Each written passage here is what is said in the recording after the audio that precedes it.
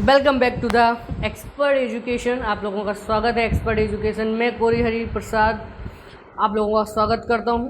आज के हम टॉपिक में बात करने वाले हैं बहुत ही most important and powerful Excel के बारे में, मींस माइक्रोसॉफ्ट एक्सेल।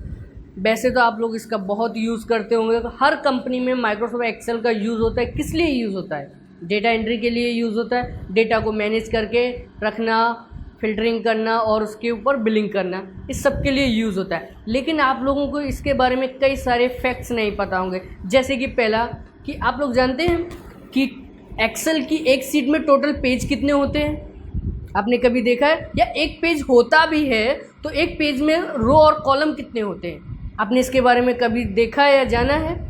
या पेपर जो होता है कौन सी साइज़ में होता है? जैसे कि हम जेरोक्स मशीन में हम कौन सा पेपर यूज़ करते हैं? A4 करते हैं। लेकिन A4 की साइज़ क्या है?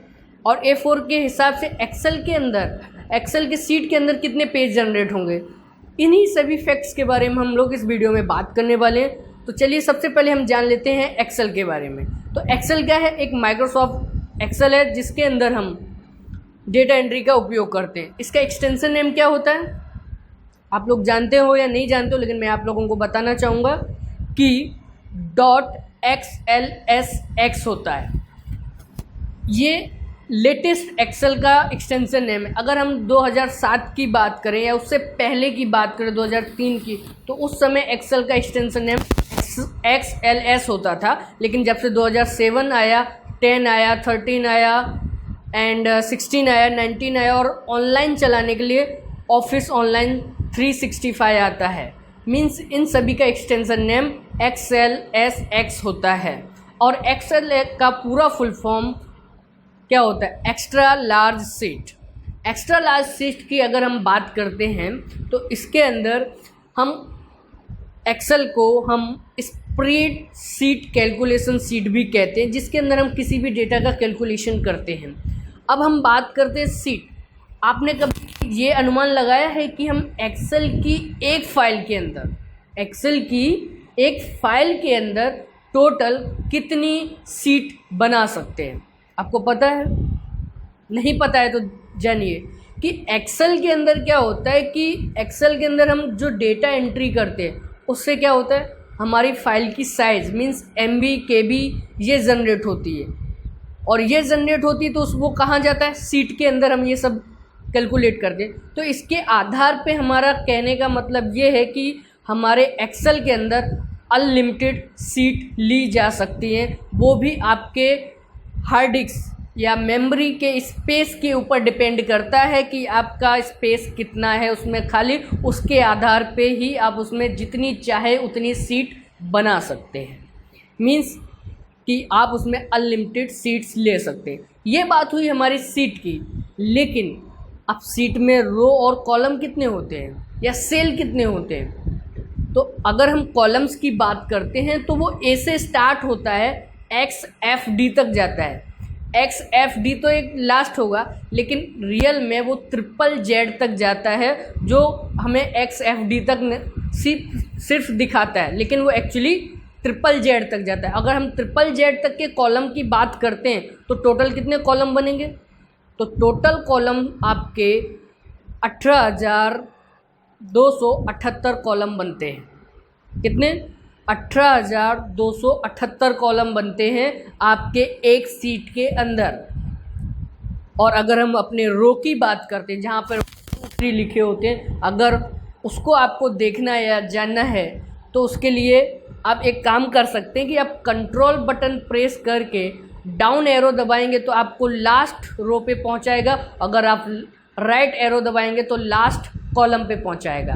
तो यानी कि इस तरीके से आप उसे देख सकते हैं। लेकिन टोटल रो कितने होते हैं आप अपने कंप्यूटर में खुद भी जाके देख सकते हैं एक्सेल चालू करके। तो रो हमारे टोटल 10,48,576 होते हैं। कितना होता है? 10,48,576। अब इसके हिसाब से अगर हम बात करें तो टोटल कितने सेल बने? तो सेल निकालने के लिए आपको क्या करना होगा? सिंपल कि आप अपने टोटल रो को मल्टीप्लाई कर दे टोटल कॉलम के साथ। अगर हम इन दोनों को आप कैलकुलेट करोगे, मल्टीप्लाई करोगे, तो आपको टोटल सेल मिल जाएंगे। तो टोटल सेल कितना बन रहा है आपका? 19,16,58,72,128। कितना? 19,16,58,72,128 सेल बनते हैं। आप सोच रहे हो इतने ज़्यादा सेल का हम क्या करेंगे? तो हम इतना सारा डेटा भी तो डाल सकते हैं ना। अब हम बात करते हैं, तो आपको अभी पता चल गया कि हमने रो कितना लेना है, रो कितने होते हैं और कॉलम कितना होता है और सेल कितना होता है। अब हम बात करते हैं कि पेज कितने होते हैं। पेज की बात करने से पहले हम ये जान लें कि हमारा जो जेरोक्स का पेपर आता है वो कौन से साइज़ में होता है? A4 साइज़ होता है। और A4 पेपर की साइज़ क्या होती है? अगर नहीं पता है तो आप एक बार उसको चेक कर लें। चेक करके ज़रूर हमें मुझे बताइएगा, कमेंट में आप वो कमेंट कीजिए कि क्या साइज़ होती है। मैं ये चीज़ आपको नहीं बताऊंगा, आप मुझे खुद बताइएगा।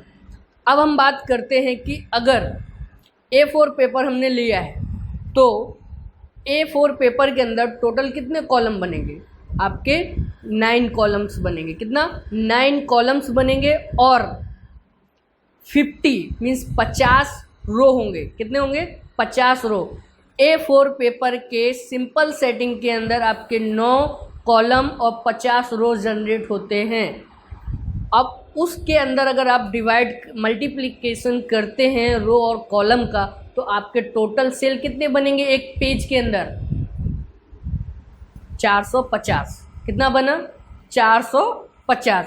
तो इस अनुमान से आपको पता चलता है कि एक पेज के अंदर 9 कॉलम, 50 रो और 450 सेल बनते हैं। तो अगर आपके पास टोटल सेल्स मैंने जैसे आपको बताया था 19,16,58,72,128, तो उसको हम डिवाइड करवाएंगे हमारे एक पेज के सेल्स के साथ। तो अगर आप उसको डिवाइड करते हो तो आपका उसका कैलकुलेशन क्या निकलेगा? तो उसके आधार पे कितने पेज बन रहे हैं, तो उसको आप मल्टीप्लिकेशन करते हो तो आपका निकलेगा 4,25,90,827। तो ये जो क्या है, ये हैं आपके एक सीट के पेज। मीन्स इतने पेज एक सीट के अंदर होते हैं। कितने?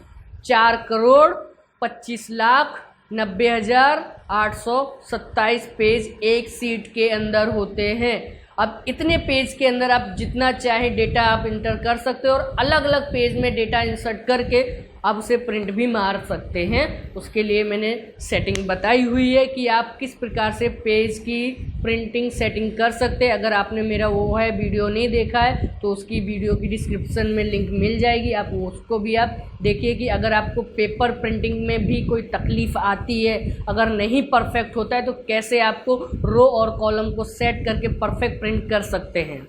आई होप यू आप लोगों को इस वीडियो में काफ़ी मोस्ट इम्पॉर्टेंट एक्सेल की जानकारी मिली होगी। Thank you for watching.